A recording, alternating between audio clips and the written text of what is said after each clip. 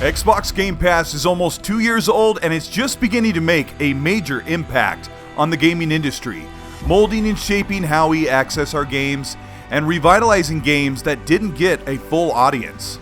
Often called the Netflix of gaming, this service has nothing to do with streaming and everything to do with an uncompromised playability of a diverse selection of games ranging from the early 2000s to right now. But it has a stigma of being labeled as a home for mediocre games to find life. But there is so much more to Xbox Game Pass than you see from the outside looking in.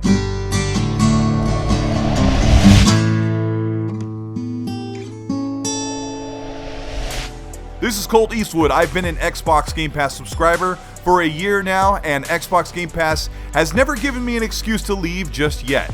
I want not just to tell you, but to show you why Xbox Game Pass is a huge force in gaming and about how it will lead the industry. If you're new here, like and subscribe to the channel. I'll wait. Alright, let's take a look at Xbox Game Pass.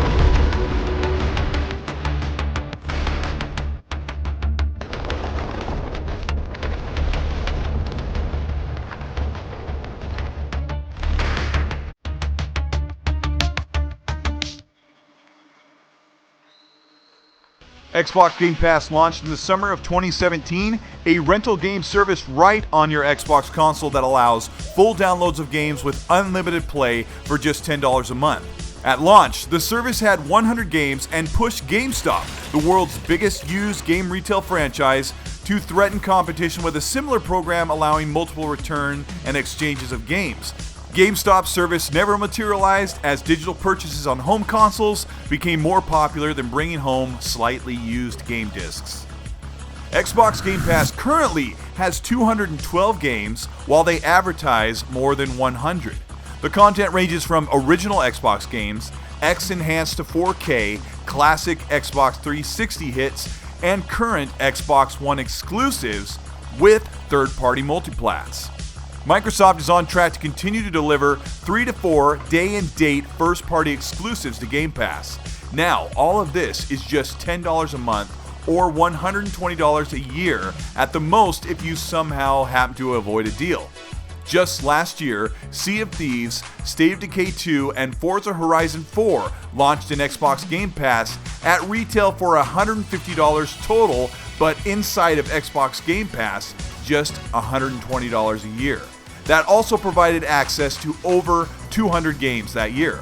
Currently, with the list of 212 games, here are a selection of 40 games that you cannot miss on Xbox Game Pass that will make the value of the service undeniable, and as the media has unanimously dubbed it, a steal. Now, for $120 a year, the breakdown of these 40 amazing games in Xbox Game Pass gives each game a value of $3 a piece, when normally they retail for about $15 or more. But the value of 212 games for $120 a year makes the entire catalog of games priced at just over 50 cents a piece.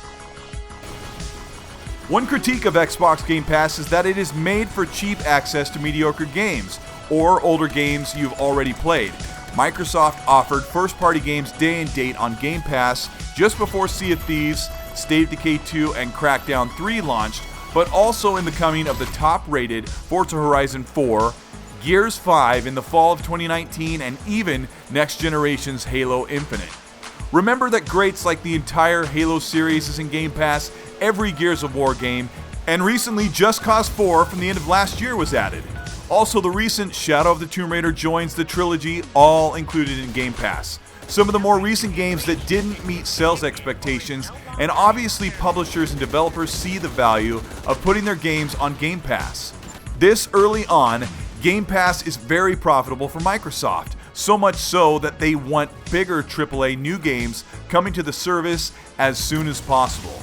Game Pass engagement sees more people playing more games on Xbox and their friends outside of Game Pass buying those same games.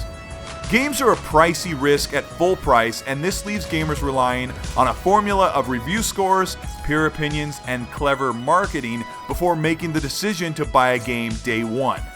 Xbox Game Pass is giving publishers every reason and a return on investment, with millions subscribed to the service with a residual income of tens of millions of dollars per month. As more people join Game Pass, and some of that money that they saved is reserved for DLC or other in-game purchases, big games and bigger third-party studios may start releasing their brand new games inside of Xbox Game Pass. And with Game Pass coming to PC and multiple devices, until Sony is ready to put their exclusives on PS Now day and date, the PlayStation will be the backseat for 2 to 3 exclusives per year, and it's going to be the Xbox platform where millions and possibly billions will find their place to play the majority of their games. This is Colteastwood. Thank you so much for watching. Game Pass has been the strongest marketing voice for Microsoft the past year, and I think they are leaning on it for 2 reasons. One is because the first-party offerings are getting over that hump from 2017 and 2018. But the other reason is because they're using it as a bargaining chip for all of these studio acquisitions and big first-party games coming. If you're new to the channel, please subscribe and hit the notification bell until my next video comes out. You can message me at Colteastwood on Twitter and Xbox Live. Let me know what games you've been discovering and enjoying on Xbox Game Pass and how long you've been subscribed. Have a good week. I'll see you in the comments, and while you're busy arguing about why your platform is better, please be nice.